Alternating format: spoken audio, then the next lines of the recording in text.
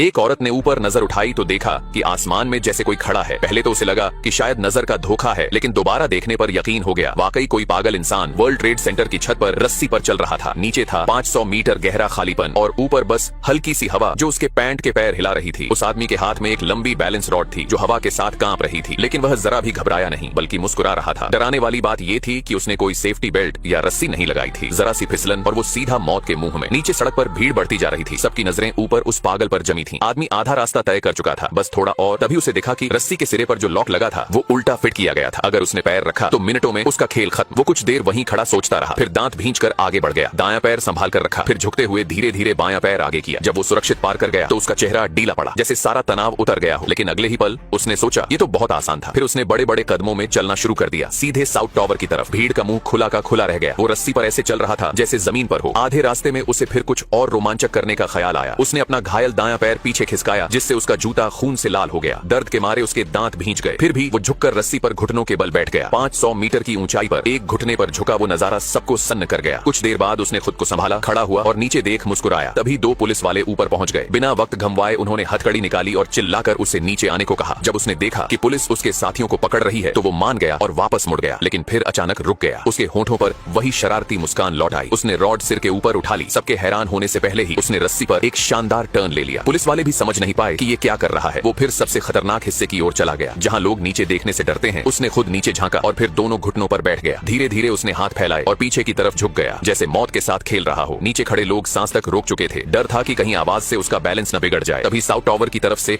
और पुलिस वाले ऊपर चढ़ने लगे। अब वो पूरी तरह पागल हो चुका था। उसने रॉड उठाई और रस्सी पर नाचना शुरू कर दिया। पुलिस वाले चिल्लाते रहे पर उसने बस सिर हिलाकर उन्हें टाल दिया और नॉर्थ टावर की ओर बढ़ गया। दोनों तरफ पुलिस उसकी हर हरकत देख रही थी, जो शायद उसे और चिढ़ा रही थी। गुस्से में उसने रॉड रस्सी पर फेंकी, दोनों हाथ सीने पर बांधे और पुलिस की तरफ ऐसे देखा जैसे चैलेंज दे रहा हो। हवा के झोंके से उसका चेहरा डोल रहा था, पर वो फिर भी एक पैर पर टिका रहा। नीचे की सड़कों पर अब भीड़ फट पड़ी थी। हर कोई ऊपर उस आदमी को देखने दौड़ आया था। तभी उसने देखा कि आसमान में काले बादल छा गए हैं, बारिश कभी भी हो सकती है। उसने सोचा कि अब लौटना चाहिए। जैसे ही वो मुड़ा, रस्सी का लॉक अचानक ढीला हो गया, पैर फिसला और वो लगभग गिर ही गया था। नीचे से चीखें उठी। तभी एक हेलीकॉप्टर वहां पहुंच गया और माइक से उसे जल्दी नीचे आने को कहा। ठंडी हवा चल रही थी। उसका घायल पैर सुन्न पड़ चुका था, खून अब भी रिस रहा था। अगर और देर हुई तो जान भी जा सकती थी। वो दांत भींचकर धीरे धीरे रस्सी पर पीछे हटने लगा। हर कदम किसी तलवार की धार पर चलने जैसा था। नीचे के लोग सांस रोके देख रहे थे। बड़ी मुश्किल से वो इमारत के किनारे तक पहुंचा, बस कुछ कदम और। तभी उसकी टांग में ऐंठन सी उठी और रस्सी का लॉक डरावनी आवाज करने लगा। सबके दिल मुंह को आ गए, लेकिन ठीक उसी पल उसने चमत्कार की तरह खुद को संभाल लिया। फिर वो मुस्कुराया, एक अजीब रहस्यमय मुस्कान के साथ। सबको लगा अब फिर कुछ करेगा। उसने रॉड आगे फेंकी और ऊंची आवाज में अपना नाम बताया, जैसे कोई शो खत्म कर रहा हो। पुलिस वाले भागकर पहुंचे, हथकड़ी पहनाई और उसे नीचे ले गए। फिर कुछ करेगा। उसने रॉड आगे फेंकी और ऊंची आवाज में अपना नाम बताया, जैसे कोई शो खत्म कर रहा हो। पुलिस वाले भागकर पहुंचे, हथकड़ी पहनाई और उसे नीचे ले गए।